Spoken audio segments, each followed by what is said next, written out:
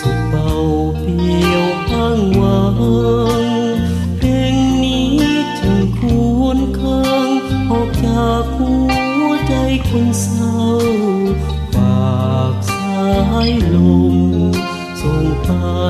ให้เขาบอกว่าเราเป็นห่วงเขาทุกวัน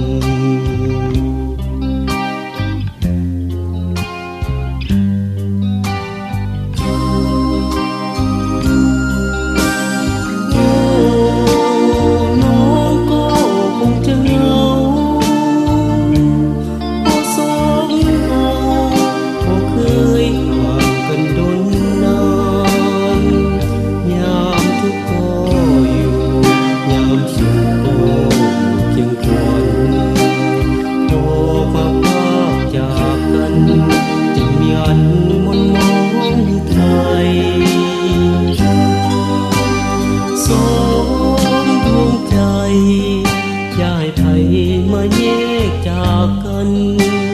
ถึงใกล้กันขอห่างกันแต่เพียงเนื้อกายจงถนอมพอมาพักดีมันไว้บ่ดนเกินไปเพราะคงได้อยู่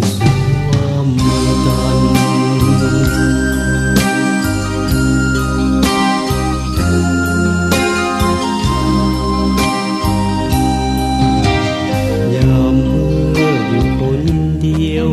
สุดเบาเพียวอ้างว้า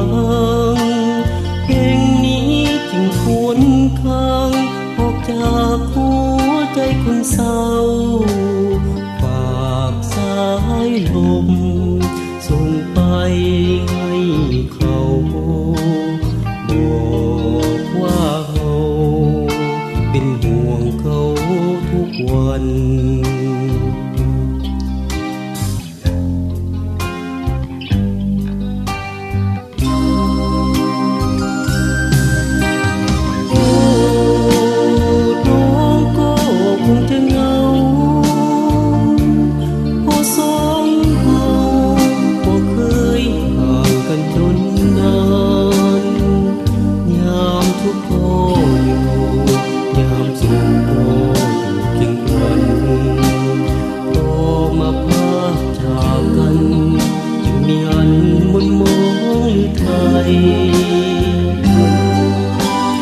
สองดวงใจย้ายไปมาแยกจากกันถึงใกล้กันพอห่างกันแต่เพียงเนื้อกายจงถนอมทอมหาพักดีมันไว้บ่ดนเกินไปเขาคงได้อยู่สุ